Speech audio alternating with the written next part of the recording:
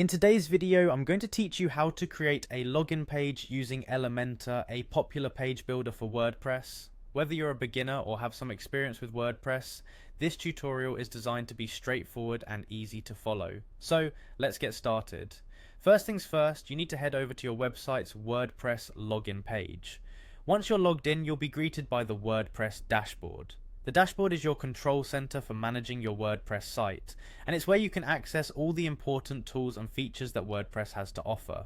Now, on the left hand side of your dashboard, you'll see a menu. What we want to do next is click on My Home.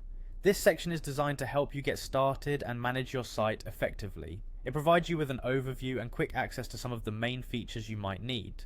Moving along, you'll want to navigate to Pages from this menu and select Add New.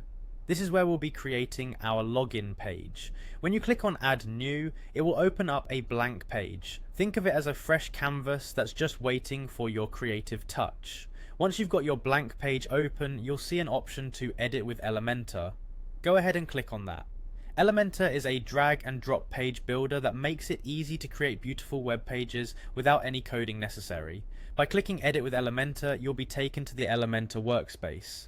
Within Elementor, you have a wealth of design options at your fingertips. You can start by searching for a login widget. If your site uses a specific plugin for registration or login, make sure that it is active and that you've added its widgets to Elementor. Drag and drop your login widget onto the page. Customize it by using the style and layout settings on the left panel. You can adjust the form's alignment, size, color, and more to fit seamlessly with your overall website design. Once you are satisfied with your login page design, don't forget to click on the Publish button at the bottom left corner. This saves your creation and makes it live on your website.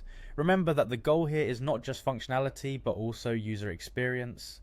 Make sure your login form is easy to locate and navigate, ensuring accessibility for all users. And there you have it, you've successfully created a login page using Elementor. It's that simple.